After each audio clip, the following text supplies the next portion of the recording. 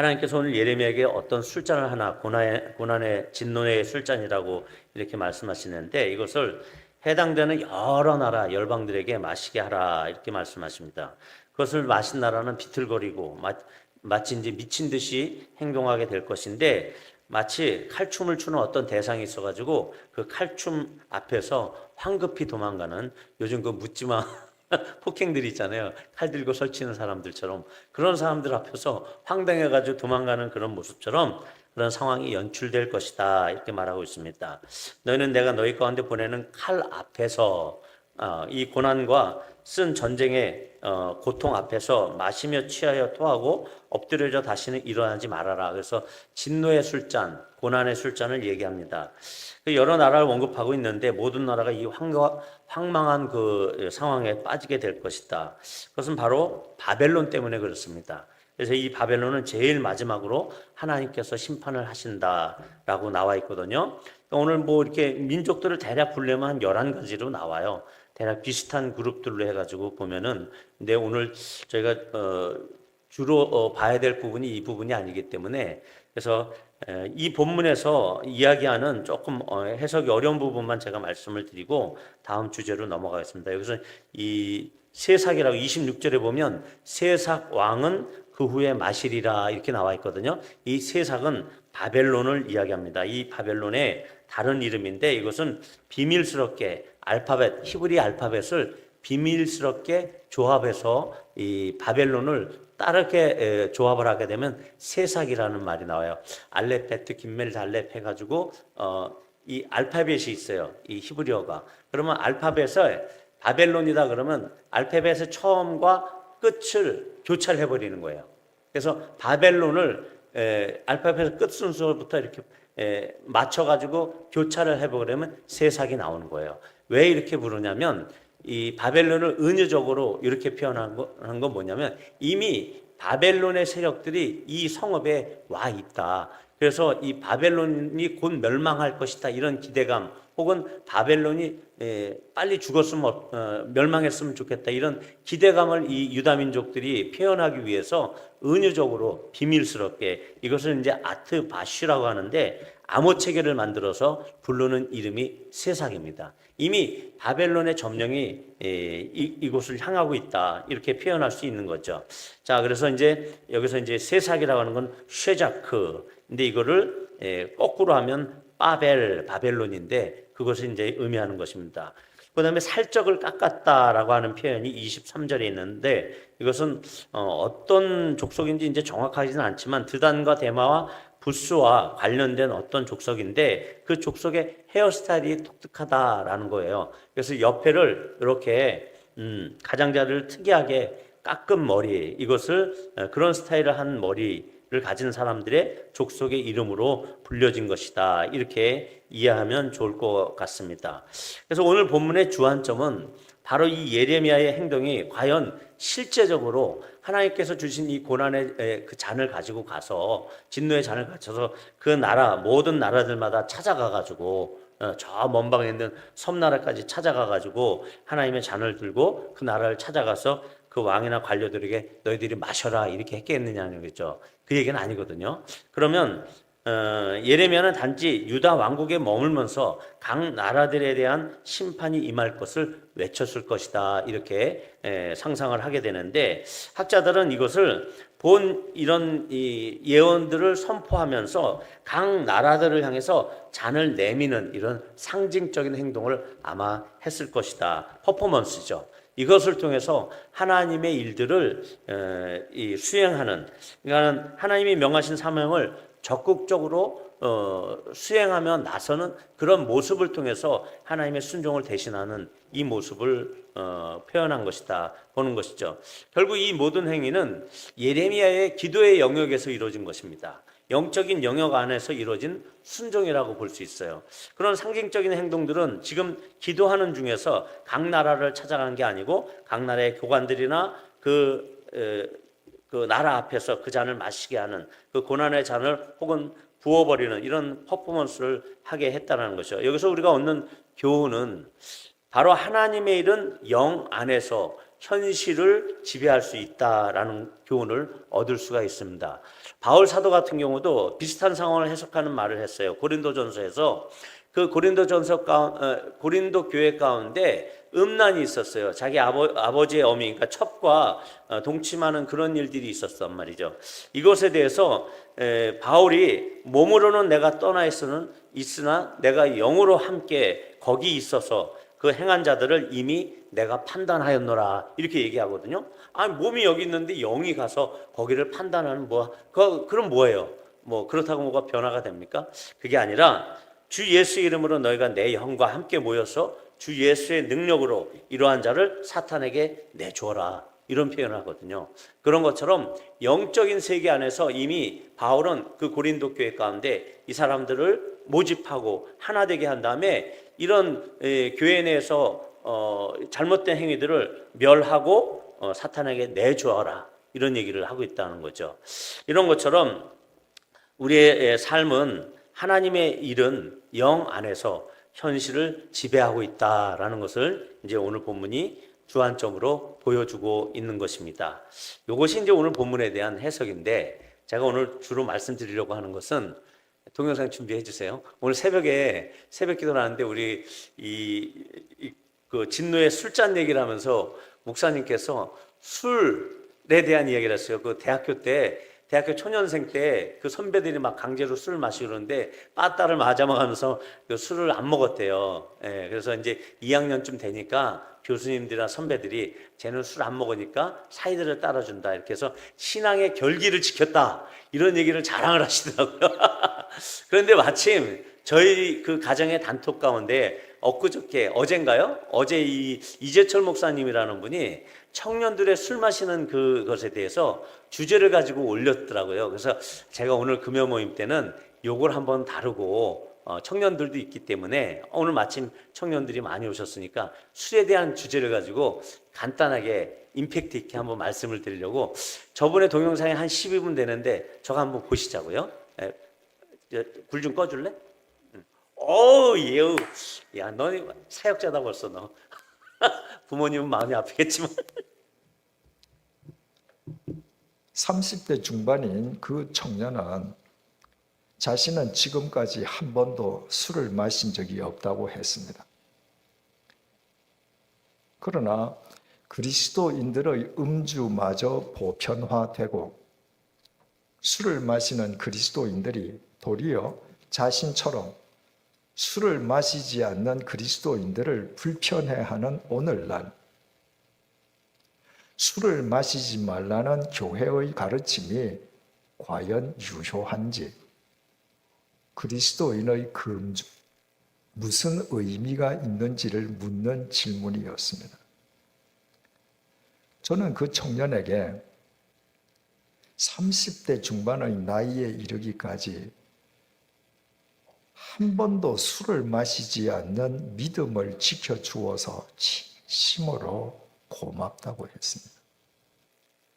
그리고 그리스도인이 술을 마시지 않는 것은 여전히 유효하고 중요하다고 대답해 주었습니다.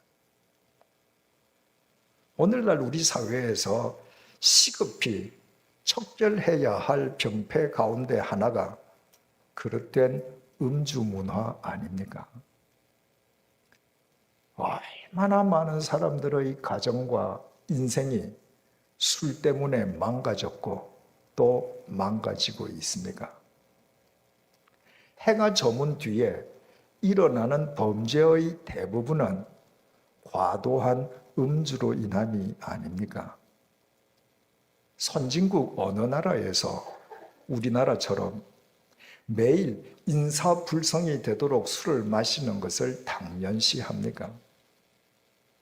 이런 상황 속에서 만약 나의 음주가 누군가의 음주에 면죄부를 주어서 그가 일평생토록 술에서 벗어나지 못하도록 실족해 한다면 그것은 하나님 앞에서 내가 그 사람의 영적 생명을 해치는 범죄가 될 것입니다.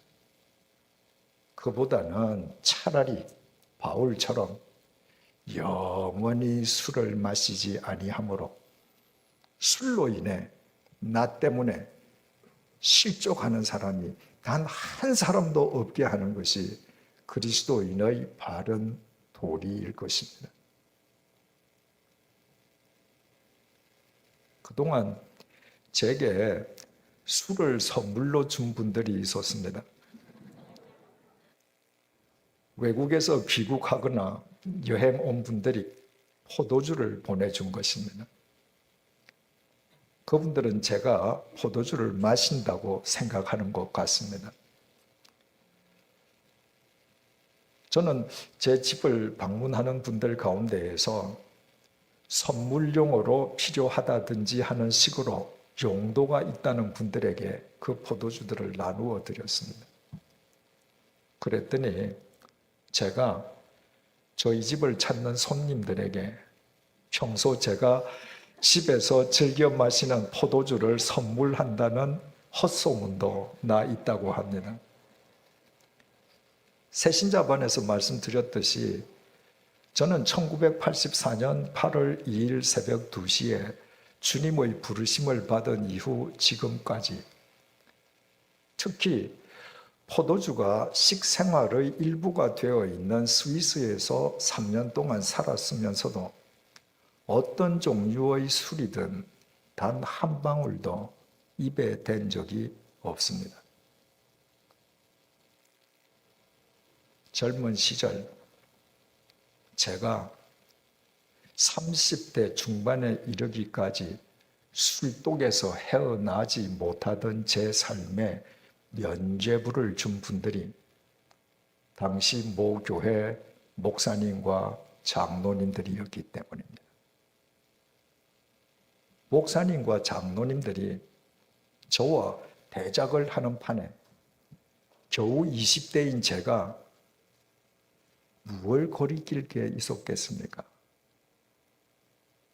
젊은 시절의 제가 만약 그때 그 목사님과 장로님들을 만나지 않았더라면 저는 훨씬 더 빨리 술독에서 벗어났을 것이요. 제 젊은 시절을 그렇게 허망하게 헛날려 버리지는 않았을 것입니다.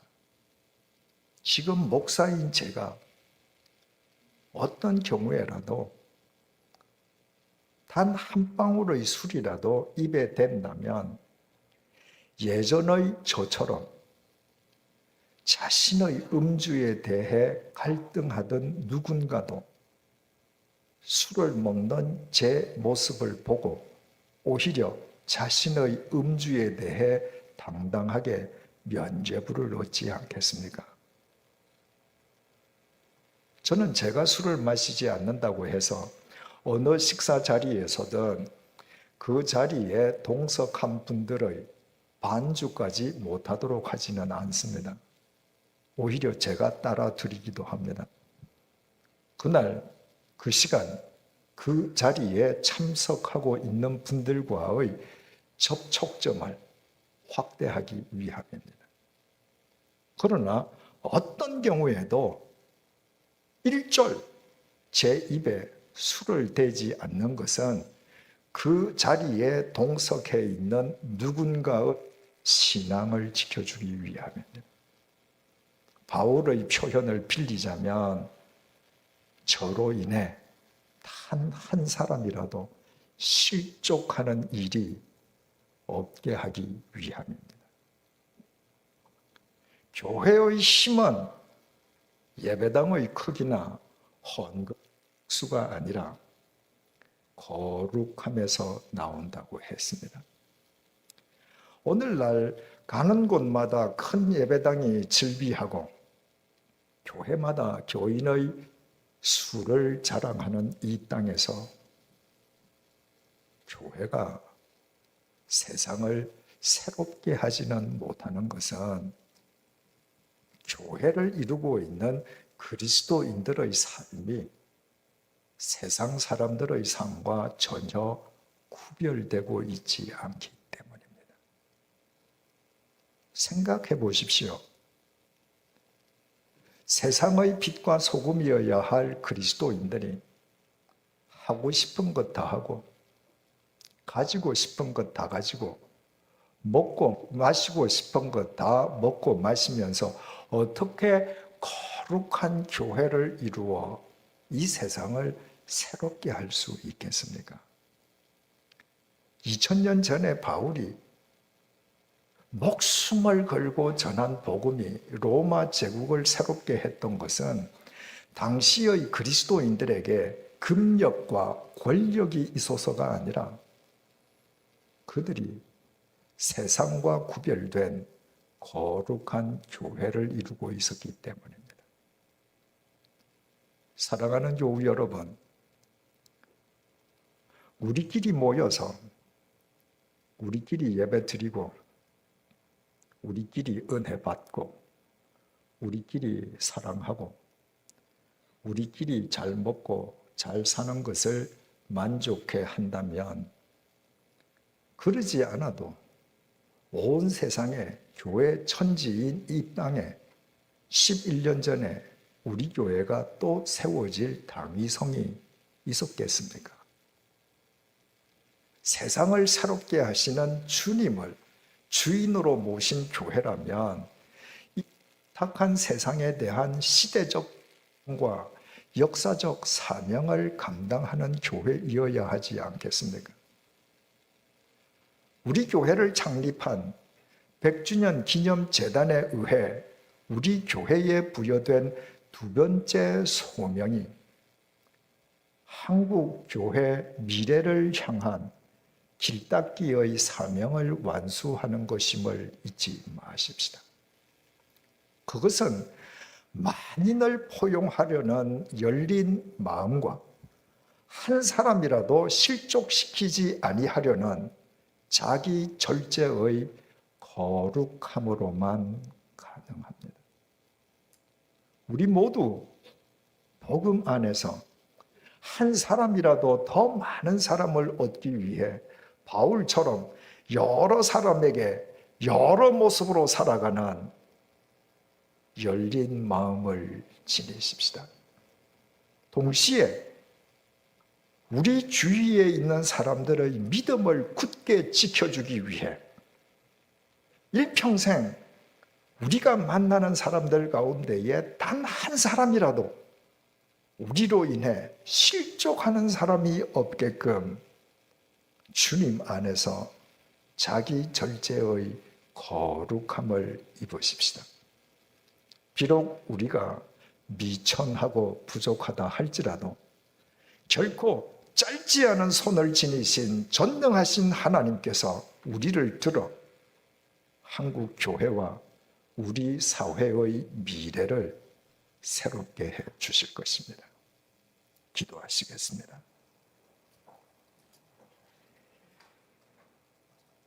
이 시간 나의 삶을 되돌아봅니다. 바늘 구멍처럼 편협한 나의 마음이 주님 앞으로 나아가려는 사람들을 가로막는 장애물이었습니다. 절제해야 할 것을 절제하지 못한 나의 삶은 많은 사람을 신앙적으로 실족시키는 덫이었습니다. 나로 인해 이 땅의 교회가 거룩함을 상실했고 교회에서 퍼지는 소리는 모두 울리는 꽹과리가 되고 말았습니다. 이 모든 잘못을 회개하오니 용서해 주시기를 간구합니다. 이제부터 우리 모두 주님 안에서 바울처럼 살아갈 수 있게 도와주십시오. 복음 안에서 한 사람이라도 더 얻기 위해 여러 사람에게 여러 모습으로 살아가는 열린 마음을 지니게 해 주십시오. 자, 우리 이 말씀을 목사님의 말씀 전체적으로 봐서는 나의 행동 때문에 다른 사람이 믿음이 약해지게 실족해 하지 말아라라고 하는 그러니까 바울 사도께서는 많은 사람들에게 자신이 그 사람들의 구원을 위해서 약해져야 된다라고 하는 고린도전서 8장의 이야기거든요. 한번 띄워줘 보실래요? 고린도전서 8장 7절 8절, 7절, 8절 먼저 읽어보겠습니다. 그러나 이 지식은 모든 사람에게 있는 것이 아니므로 어떤 이들은 지금까지 우상에 대한 습관이 있어 우상의 제물로 알고 먹고 먹는 거로 그들의 양심이 약하여지고 더러워지느니라. 음식은 우리를 하나님 앞에 내세우지 못하나니 우리가 먹지 않는다고 해서 못 사는 것도 아니요 먹는다고 해서 더 잘 사는 것도 아니니라. 이것은 뭐냐면 고린도 지방이 아주 그 이방 우상 그 아데미 신전이라고 큰 우상 신전이 있었고 거기서 짐승들을 잡아서 나온 고기들이 시장에 대부분 내려왔단 말이죠. 나왔단 말이죠.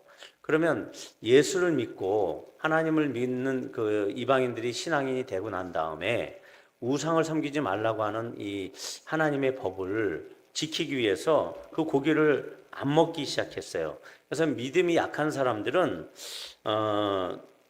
이 고기를 먹지 않기로 결정하는 그 신앙 양심을 갖고 있었단 말이죠. 그런데 어떤 사람들은 이것은 하나님이 주신 모든 것들은 시장에서 파는 것들은 다 먹어도 된다라고 하는 그 믿음이 있었어요. 그래서 이것은 단지 고기이지 모든 고기들이 그때 당시 문화 자체가 우상에게 드렸다가 나오는 것이기 때문에 그 고기를 먹는 일에 대해서 전혀 마음에 거리낌이 없이 먹을 수 있는 그런 사람들이 있었단 말이죠.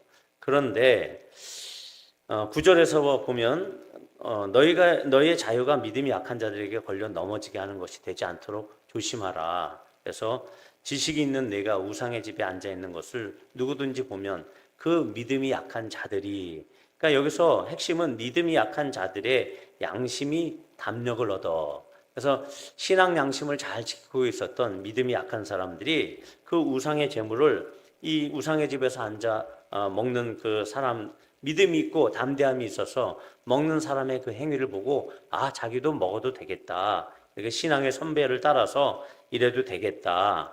이렇게 되면 그 지식으로 그 믿음이 약한 자가 멸망하게 된다. 그래서 그는 그리스도께서 죽으신 형제이기 때문에 이같이 너희가 형제에게 죄를 짓고 그 약한 양심을 상하게 하는 것은 죄를 짓는 것이다. 이렇게 표현하고 있죠. 그러므로 만일 음식이 내 형제를 실족하게 한다면 나는 영원히 고기를 먹지 아니하여 내 형제를 실족하지 않게 하리라. 그래서 여기다 이제 술을 대입한 겁니다. 이제 그 이재철 목사님이. 자, 이 구절을 들어서 믿음이 약한 형제들이 영원히 그 술독에 빠져서 헤어나지 못할까봐 자신은 술을 일체하지 않는다. 목사님이 이렇게 말씀하시죠. 목사가 술을 안 먹는 것은 당연한 일이죠. 그것이 자랑거리가 아닙니다. 믿음이 연약한 사람 앞에서 술을 안 먹는 것이 뭐 이렇게 대단한 것은 아닌데 이분의 개인적인 경험으로 봤을 때 어떤 목사님과 장로님들과 술을 대적하면서 그분이 젊어서 이렇게 술의 방탕함 가운데 있었다. 좀 더 그런 분들이 그렇게 마음속에 자기에게 위안이 안 되었다라고 하면 일찍 술에서 벗어나올 수 있었겠다. 이런 얘기를 하는데 과연 그랬을까? 그러니까 기독교는 지금 이분이 하는 얘기를 보면은 기독교가 행위로부터 지금 시작이 되고 있어요. 술을 먹지 않는 이 행위가 기독교인 양, 그것이 거룩한 것인 양 이야기하는 게 문제예요. 이것을 보면서 정말 진실한 기독교, 참된 기독교가 무엇인지를 정확하게 알아야 된다라는 마음에서 제가 지금 말씀드리려고 합니다. 이분은 한 방울도 연약한 형제들의 본이 되기 위해서 그들이 술 먹는 일에 자유롭게 습관적인 삶이 이어지지 않도록 한다는 아주 좋은 그럴듯한 생각으로 이렇게 주장을 하십니다. 그렇다면 제가 드리는 질문에 한번 대답을 해보시길 바랍니다. 저희 교회에 나와서 아직 하나님에 대한 경험이 없는 분들이 여러 분 계세요. 그러니까 우리가 이제 속된 말로 초짜 신자들이죠.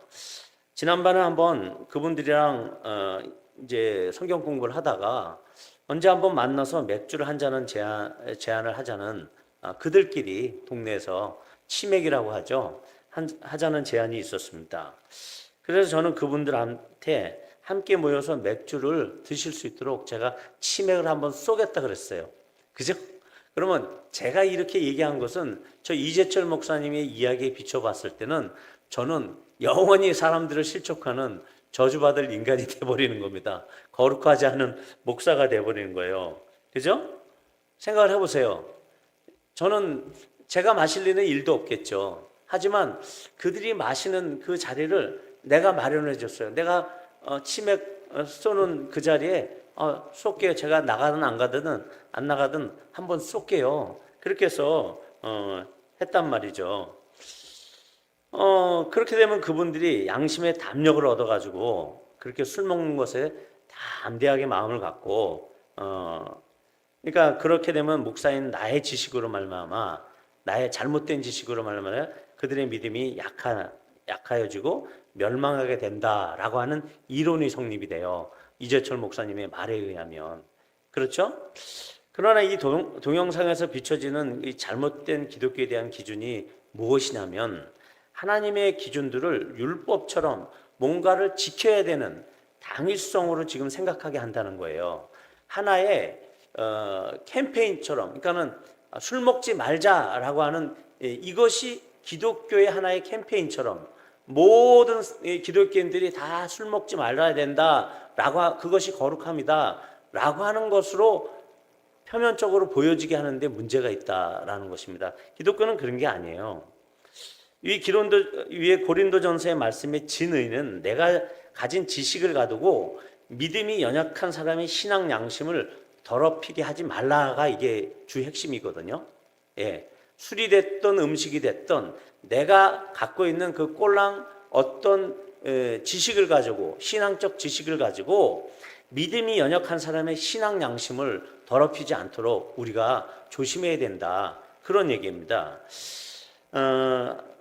그런데 하나님을 섬기기 시작한 사람들이 우상을 섬기지 말아야 하는 것을 배우고 나서 절대 우상에게 올려줬던 재물에 대해서는 내가 먹지 않겠노라 하면 당연히 좋은 거죠. 우리 이주상 목사님께서 대학교 때 그렇게 내 신앙의 결규를 지키면서 요셉이 같은 경우도 선배들이 그 운동화에다가 축구 운동화에다가 술을 따라주거든요. 그걸 안 먹으니까 그 냄새나는 운동화에다가 물을 따라서 먹게 했단 말이에요. 그거 얼마나 역겹겠어요. 그런 것처럼 아주 좋은 신앙의 결규를 세우는 행동이 맞습니다. 그건 맞아요. 내 자신이 그것을 느끼고 하나님이 기뻐하실 만한 것을 지키겠다 하는 것은 누가 뭘 할 수 없이 아주 좋은 거예요.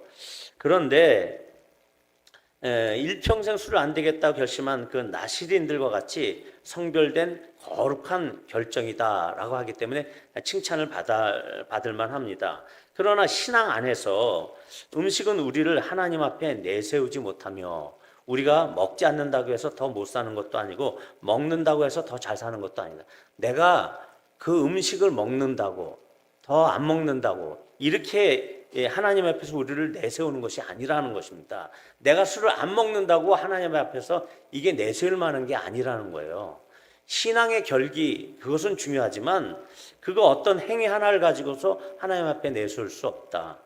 모든 고기는 하나님이 주신 것이기 때문에 그 고기를 먹는다고 부정할 것도 없어요. 그 고기가 먹고 들어간다고 내 육신에 범죄하는 것도 아닙니다. 그 신앙의 문제예요. 그 사람이 갖고 있는 그 신앙 양심대로 충성되게 살면 돼요. 그것에 대해서 더 독려하고 격려할 필요가 있습니다. 자, 이렇게 담대한 지식이 있는 사람들은 먹는데 자유로웠어요. 그러므로 시장에 나오는 물건을 의심하지 말고 먹으라 라고 하는 이 말씀도 그렇게 해석을 해볼 만한 것입니다. 논점이 있어요. 이렇게 자유함에 대한 지식이 있어서 자신은 우상의 제단에 바쳐졌던 고기도 거리낌이 없이 먹을 수 있는 사람일지라도 믿음이 약한 사람이 그 신앙 양심이 더러워지지 않도록 배려해야 된다라는 것이 이제 핵심 메시지인데, 이런 여린 양심을 상하지 않게 하도록 형제를 배려하자, 이것이 바로 주된 핵심 메시지입니다. 결코 그것을 자기의 술 한 방울 안 마시는 것을 자랑하듯이, 내가 이런 술을 안 마시기 때문에 거룩하다는 듯이, 형제를 위한 행동이다라고 하는 듯이 이렇게 착각하면 안 된다라는 거예요. 이해하세요? 그러니까는 그럼 어떤 것이 형제를 위한 일인지 한번 제가 설명을 드리겠습니다. 술에 관한 성경의 진리는 술 취할 정도의 자기를 방종에 빠지게 하는 것을 미연에 방지하고자 하는 그런 의미에서 독주나 포도주를 마시지 말라 이렇게 얘기들을 하고 있어요. 그러니까 술 자체를 완전히 금기하거나 이런 것이 아니에요. 그러니까 술을 먹고 안 마시는 문제, 한 방울도 안 마시는 것으로 거룩을 표시하라고 해서는 안 된다라는 것입니다. 기독교 진리는 그런 게 아니라는 거예요. 하나의 퍼포먼스처럼 뭐 내가 먹고 마시고 이런 이게 아니라는 거예요. 거룩함이라는 것은 하나님을 아는 것이다 라고 할 수 있습니다. 내가 거룩하니 너희도 거룩하라 하신 말씀은 하나님의 거룩하심을 아는 정도에 따라서 우리도 거룩하게 됨을 나타내는 것입니다. 내가 거룩하니 너희도 거룩하라 라고 하는 것은 뭐냐면 거룩함을 누리라는 거예요. 내가 거룩함을 애써서 찾아가지고 그걸 쟁취해가지고 거룩해지는 게 아니라니까요. 기독교의 핵심 진리는 여기에 있습니다. 내가 술을 간절히 안 먹고 거부하고 그렇게 해서 거룩해지는 게 아니라니까요. 하나님을 알아가면 알아갈수록 내 안에서 그 거룩함이 자연스럽게 배어 나오는 거예요. 그렇게 돼서 어느 순간에서는 술 이것이 나에게 전혀 의미가 없는 것이 돼버려요. 그런 자유함 가운데 그런 자연스러운 신앙 성장으로 인해서 이 술을 끊게 되는 것이지, 내가 절제해야지, 다른 형제한테 피해를 안 주기 위해서 안 먹어야지, 이런 퍼포먼스가 아니라니까요, 기독교는. 근데 이런 부분에 있어서 잘못 표시하는 목사님들이 계시기 때문에 우리가 그리스도 예수의 진리 안에서 참 자유를 누리지 못하는 것일 수 있다. 또다시 율법으로 돌아가는 거예요. 행위율법으로. 행위로 뭘 지켜야지만이 내가 거룩해진다라고 하는 이 이야기가 저 메시지 안에 숨어 있게 된다라는 것이죠. 그래서 율법의 전부를 지켜라. 그러면 너희가 거룩하게 될 것이다. 아니지 않습니까? 포도주와 독주를 입에도 대지 말아라. 그러면 거룩하게 될 것이다. 그것이 그 기독교의 근본 정신이 아닙니다. C.S. 루이스가 이렇게 말을 했다고 합니다. 우리가 100% 하나님께 시선을 고정할 때에만 우리는 그리스도인이다. 이렇게 얘기했어요. 다시 한번, 우리가 100% 하나님에게 시선을 고정할 때만 우리는 기독교인이다. 이 얘기를 저분이 인용을 했더라고요. 저 동영상에 나오고 나서 그 동영상 제가 한번 대략 보는데 마침 그 얘기를 했어요. 이재철 목사님 자신이 이 설교에서 인용한 것을 보면 참 저도 이것을 이용하게 됐는데, 이거는 무슨 얘기입니까? 술을 먹고 안 먹고 주일 성수를 하고 안 하고 11조를 하고 안 하고 그 외에 이것을 하고 저것을 안 하고 먼저 이것이 아니라는 거죠. 기독교의 초보의 사람들에게 먼저 이것들을 강요하는 것이 참된 기독교가 아니라는 것입니다. 술을 먹는 사람에게 너 기독교에 들어왔으니까 술 안 먹는 거야부터 얘기하는 게 아니라니까요. 먼저 하나님을 알게 해야 한다는 것입니다. 100% 하나님께 시선을 고정할 때만 자연스럽게 술도 끊게 되는 거예요. 자연스럽게 우리는 진정한 그리스도인이 되어 가는 것입니다. 그것을 먼저 알게 해야 된다는 것이죠. 그때까지 우리가 그들에게 무엇인가 행동의 제약을 하게 된다면 그것은 또 다른 율법의 표현이라고 볼 수 있어요. 너 이거 지켜야지, 교회 나왔으니까. 이건 또 다른 율법의 표현이라는 것입니다. 기독교는 술 안 먹는 종교 정도로 머물러 버리게 되는 그런 종교가 아니라는 거예요. 우리 그리스도의 희생이 정말 그 정도의 가치밖에 우리들에게 전달해 주지 못하는 그런 전능한 것이 아니다라는 것입니다. 이 기독교의 고매한 가치는요, 사람의 그 내면부터 완전한 자유함으로 끌어들여 가지고 완전한 자유를 누린 가운데 자원하는 헌신으로 우리가 복음을 전하고 전 세계 열방 가운데 우리 자신을 희생하면서 우리의 시간과 청춘을 들여가면서 선교하고 구제할 수 있는 거예요. 소극적으로 술 먹지 말아야지, 그런 거룩함에 부들부들 떨면서 행위 자체로 우리 자신을 억박하는 게 아니다라는 것입니다. 우리들의 그리스도는 한 사람의 인생을 새롭게 창조하셔서 수많은 정상적인 목사님들과 같은 그러한 삶을 그리스도께 헌신한 사람들을 만들어내시는 그런 분이 바로 우리의 그리스도이세요. 술 먹고 안 먹는 그 문제에 떠는 문제가 아니라 정말 자원하는 그 심령으로 술을 안 먹고 먹는 것이 거룩해지는 것이 아니라 하나님을 알게 되면 그때부터는 술이라는 것을 나를 술이라는 것이 나를 주장하지 못하는 것이 되고 가치 있는 것이 안 된다는 것을 자연스럽게 받아들이게 되는 그 신앙으로 우리가 독려해야 된다는 것이, 이것이 기독교의 올바른 진리와 정신에서 나오는 자연스러운 가르침이라는 것입니다. 우리가 어리석고 어린 신앙인으로서 머물러서는 안 된다는 것입니다. 자꾸 진리를 율법적인 의로운 행위들로 대체하려고 하면 안 된다라는 것입니다. 진리를 먼저 알아야 진리가 참된 자유로운 성도들로 우리를 만들어가는 것입니다. 가장 시급한 것은 속히 하나님을 알아가야 한다는 데 있습니다. 그러니까 목사가 술자리라도 베풀어주고 그 자리에서 하나님을 알게 하는 것이 저는 우선이라고 생각이 됩니다. 그렇다고 술을 먹으라고 권장하는 것이 아니라는 것은 그 미숙한 신앙인들이 더 벌써 알아요. 예. 이렇게 목사가 술자리 차려내주고 드십시오 하는 게 내가 술을 권하는 것이 아니다라는 것을 압니다. 일반인들도 그 정도는 알아요. 자꾸 만나서 하나님을 알게 하는 것이 시급한 것이지, 술을 끊으라고 강요하고 기독교를 그렇게 축소시켜서 얘기하게 되면 그게 급한 게 아니라는 거예요.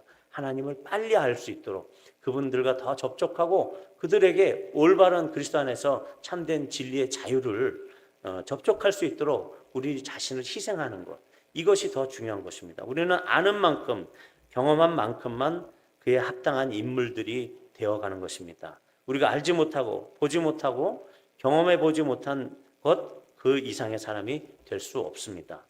우리는 하나님의 거룩하심을 경험한 만큼 정도만 거룩해질 수 있는 것입니다. 술을 안 먹는다고 내가 거룩해지는 게 아니에요. 하나님을 경험한 만큼 거룩해지는 것입니다.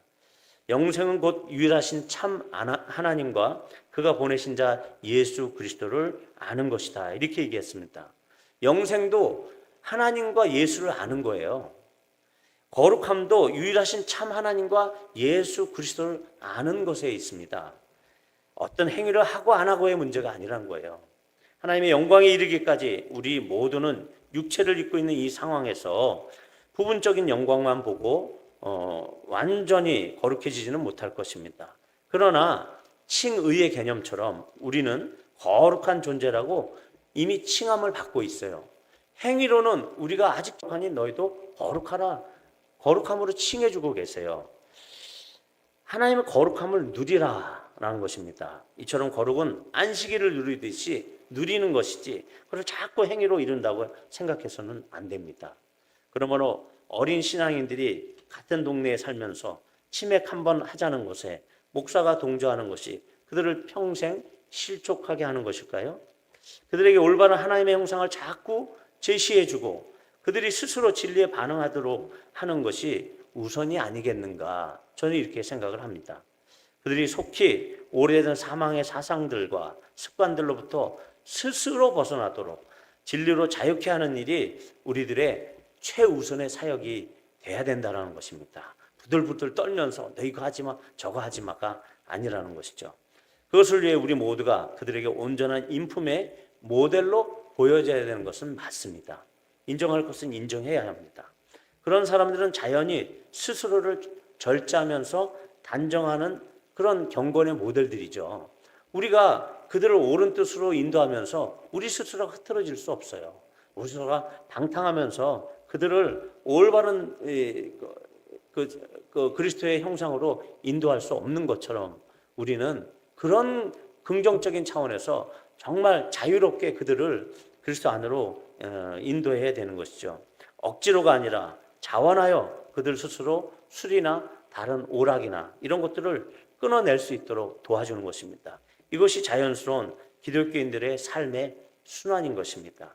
우리 기독교인들은 왼손이 하는 일을 오른손이 모르게 하는 사람들입니다. 술을 자신이 안 먹는 것을 자랑할 필요도 없습니다. 하나님 앞에서 옳다고 생각하는 신앙을 견실히 유지하고 지켜나가면 그것으로 족한 것이에요. 하나님만 알아주시면 돼요. 예. 진리 안에서 지금 각자에게 해석되어지는 신앙의 양심을 따라 충성스럽게 살아가면 그것으로 족한 것입니다. 하나님이 기뻐하시는 일이라고 생각되는 그것을 적극적으로 실천하는 게 더 중요합니다.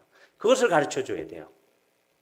새로운 신자들에게 네가 믿는 그것을 적극적으로 실현해라. 나머지는 모두 은혜로 이루어지는 것이기 때문에 그렇습니다. 우리 스스로 이룬 것 있어요? 은혜로 이루어진 것입니다. 은혜로 자녀가 잘 자라는 것이고 죄도 물리치는 것이고 삶이 평강을 얻는 것입니다. 은혜 없는 자기 주장, 은혜 없는 자기 결심, 자기 다짐, 은혜 없는 자기 연민, 은혜 없는 자기 노력은 기독교 아닙니다. 은혜가 앞서고 그 다음 주님을 따라가면서 나의 노력의 적당한 부분만을 순종해 가는 것, 이것이 바로 기독교의 도리인 것입니다. 이것이 성령으로 충만한 삶을 사는 도리인 것입니다. 이렇게 방탕한 형제라고 판단될 만한 사람들이 있을 경우에 너무 이렇게 방탕한 사람들이 아니다라고 하면 우리는 술에 종이 된 사람들일지라도 그들에게 술 먹으면 안 된다는 조항을 가지고 교회로부터 밀어내서는 안 됩니다. 그런 행위 논리로 기독교 조항들을 자꾸 만들어가기 시작한다면 이 세상의 연약한 죄인들을 누가 구원을 할 수 있겠습니까? 우리 모두 자유로 죄를 합리화하지도 않지만 죄가 아닌 것을 죄라고 규정하지 않는 그런 지혜로운 성도님들이 됐으면 좋겠습니다. 그런 주님의 이름으로 그런 성도님 되시길 축원을 드립니다. 같이 기도하시겠습니다.